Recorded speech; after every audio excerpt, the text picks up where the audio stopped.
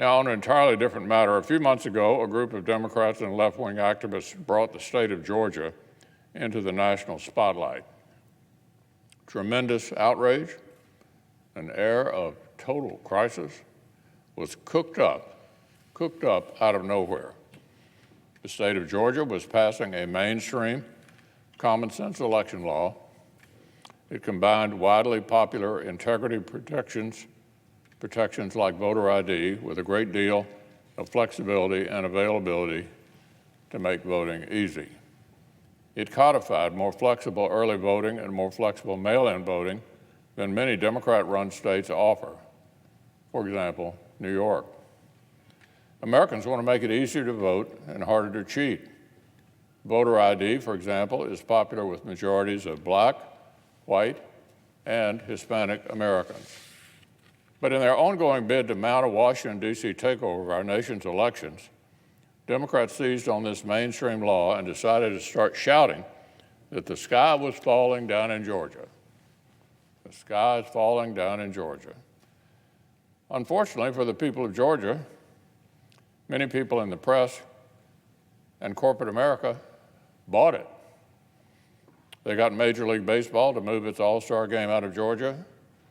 Actual work opportunities, actual prosperity for working people were sacrificed to serve this fake hysteria.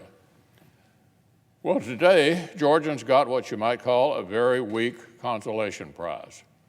Today, a week after the All-Star game was supposed to happen in Atlanta, Democrats themselves descended on the state to stage a bit of partisan theater. Last week, the traveling roadshow was Texas Democrats coming here to Washington to beg Senate Democrats to seize power away from their own citizens and local governments. This week, it was our own colleagues' turn to get on the jets, but the rhetoric was just as hysterical, and the conclusion all the same. Washington Democrats need to grab unprecedented power and rewrite all 50 states' election laws. It's the same shtick we've been hearing here in this chamber for multiple years now. Remember, their sweeping takeover bill was written long before any of the state laws which they now claim are prompting it.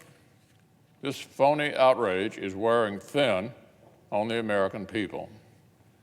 Citizens know it isn't attacking democracy to have things like common sense voter ID and common sense voter list maintenance alongside lots of early voting, lots of mail-in voting, and lots of election day voting.